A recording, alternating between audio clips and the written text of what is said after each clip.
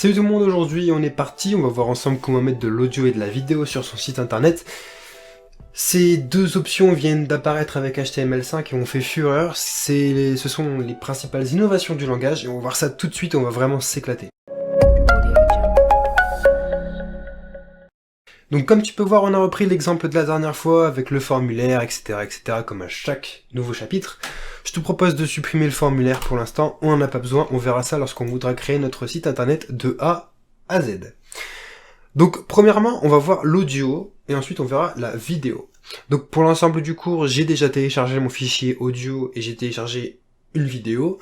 Je te conseille de faire de même, je te conseille surtout de refaire en même temps que moi les exercices, parce que là comme ça tu t'en trouveras peut-être pas l'utilité, mais après pour délirer avec tes potes ou des choses comme ça, faire des petits sites sympas, c'est vraiment important de savoir utiliser l'audio et la vidéo. Donc on va commencer tout de suite. L'audio en HTML5, c'est une balise de couple. Donc voilà, ça c'est une balise audio. À l'intérieur de cette balise audio, il y a un attribut qui s'appelle src. Donc ça, t'as l'habitude, c'est un peu comme les images. src, c'est source. Et on va mettre tout simplement la source de notre musique. Donc moi, on va reprendre notre fichier ici. J'ai téléchargé une petite musique Sleepy Jake que j'ai téléchargée sur la librairie Libre Dodo de YouTube parce que j'ai pas envie que le cours se fasse supprimé par YouTube à cause de 10 secondes de musique. Donc voilà, j'ai pris une petite musique et j'ai téléchargé une petite vidéo que j'avais déjà sur mon ordinateur. Donc la musique est en .mp3 et la vidéo en .mp4. Donc moi, ma musique s'appelle Sleepy Jake. Donc ici dans source, qu'est-ce que je vais faire? Je vais taper tout simplement le nom de ma musique. .mp3. Je regarde bien si c'est la bonne orthographe. Sleepy Jake, ouais c'est bon. Donc là tu peux voir que lorsque j'actualise notre page, il ne se passe rien. C'est bizarre. Eh bien non, pas vraiment. Tout simplement parce qu'on n'a pas mis les contrôles de lecture, etc. Ça c'est pas par défaut en HTML5 et c'est ce qu'il faut faire. Pour mettre par défaut les contrôles de lecture, il faut tout simplement taper controls en attribut. Et lorsqu'on actualise, miracle, ma petite musique arrive. Si je la lis, voilà, ma musique se lit. Donc ça c'est tout bête et c'est tout facile à faire en HTML5, audio, src pour dire l'adresse de la musique et controls pour mettre les contrôles et pour pouvoir lire ta vidéo. Donc il y a d'autres possibilités aussi en HTML5, c'est tout simplement de mettre un attribut width pour donner la taille du lecteur audio. On a également loop qui permettra de tout simplement tout le temps faire tourner ta musique en boucle, donc lorsqu'elle se termine, je réactualise, là on va la mettre à 1.35, voilà 1.37, et vous voyez elle se relie. Voilà, donc ça c'est loop, c'est une boucle en fait, en anglais, hein, c'est facile à retenir. On peut également mettre autoplay, donc autoplay je crois que c'est facile, je crois que t'as déjà compris. En fait, lorsque tu actualises la page, la vidéo se lance, enfin l'audio se lance directement, mais c'est pareil pour la vidéo. De toute façon, tu verras les attributs que je t'envoie là pour l'audio, ce sera les mêmes pour la vidéo. Donc on a autoplay, et si on veut, on peut précharger l'audio, un peu comme lorsqu'on va voir une vidéo YouTube, on voit une petite barre pour charger la vidéo. Eh bien on peut faire ça aussi en HTML5 pour l'audio, ça s'appelle preload. De base c'est auto.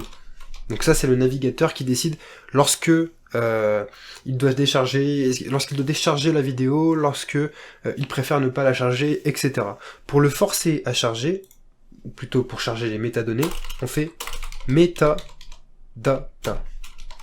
Et là, ça va te charger déjà les métadonnées. Donc ça permettra, en fait, si tu as une bonne connexion, tout simplement de charger ton audio tout de suite. Bon, je ne t'explique pas comment est-ce qu'on fait, c'est plutôt simple. Et si tu ne veux pas, justement, de préchargement, donc être certain que le navigateur ne le fera pas, tu tapes none. Et avec none, t'es sûr que ça ne le chargera pas. Tu te demandes peut-être pourquoi est-ce que c'est deux balises et pourquoi est-ce que c'est pas une balise orpheline du style comme ça. Eh bien c'est tout simple, c'est parce que en fait ici, tu peux écrire un message. Votre navigateur ne prend pas en charge l'audio. Et si on actualise, on ne voit pas le message, c'est normal. Si le navigateur ne prend pas en charge l'audio, on verra ça. Mais c'est pas non plus que pour ça que c'est une balise de couple, C'est parce qu'ici, on peut afficher plusieurs sources. Donc on va laisser l'audio avec control, preload, égale none, etc. Et on va tout simplement taper ici nos sources. Donc par exemple, avec la balise source, qui elle est une balise orpheline, donc on va taper source musique.mp3, voilà, hop, et lorsque je réactualise, tu vois que ma musique, elle est toujours là. Ça me permet en fait, si jamais le navigateur ne prend pas en compte le MP3, de définir plusieurs autres types. Donc par exemple, je sais pas, moi je peux mettre, j'en ai pas l'idée là qui me viennent, honte à moi. Par exemple OGG, voilà, par exemple une musique en point OGG, tu peux mettre ça. Il y a plein de possibilités qui s'offrent à toi. Donc tu mets OGG, tu ferais comme ça, tu ferais source src égale musique.mp3, et le navigateur prendrait en lecture celui qu'il reconnaît. Pour la vidéo, c'est à peu près pareil. Donc on tape vidéo, on met les contrôles, on définit le preload si on veut que la vidéo soit chargée ou non. Donc nous on va la supprimer. Et on peut définir plusieurs sources de vidéos de la même manière. Et ce sont les mêmes attributs. Donc nous, je vais te montrer vite fait comment est-ce qu'on va faire. Hop, je supprime ça. Ici je vais mettre source. Et ma vidéo s'appelle vidéo. Évidemment. Vidéo.mp4. Si j'actualise, on va voir ma vidéo. Donc là, tu vois qu'elle est en ultra gros plan sur Mark Zuckerberg. Donc on va tout simplement définir une taille. Pour définir une taille, on fait width égale, comme je t'ai expliqué, 400. Si je réactualise, ma vidéo fait 400 pixels. Et là, ma vidéo se charge. Je peux la mettre en plein écran, je peux la télécharger, je peux couper le son, je peux faire tout ce que je veux. Donc ça c'est génial avec l'attribut vidéo. Pour ce qui est d'avoir plusieurs sources vidéo, je viens de t'expliquer comment est-ce qu'on faisait, c'est exactement pareil que l'audio. Une autre option que je ne t'ai pas expliqué par contre concernant la vidéo, c'est un attribut qui permet en fait de créer une miniature, et ça s'appelle poster. Donc c'est poster, et là tu mets l'adresse de ton image que tu veux en miniature. Là si j'actualise, tu vois, il me fait une miniature automatique. Mais si je veux une miniature bien spécifique, ici je mets l'adresse de l'image.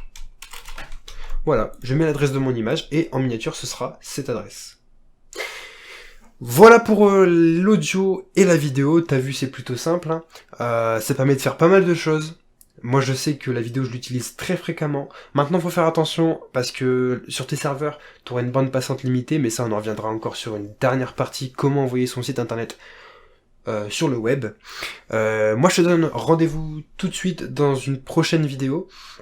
Et le cours touche bientôt à sa fin, on va pouvoir enfin créer notre site de A à Z. Salut tout le monde.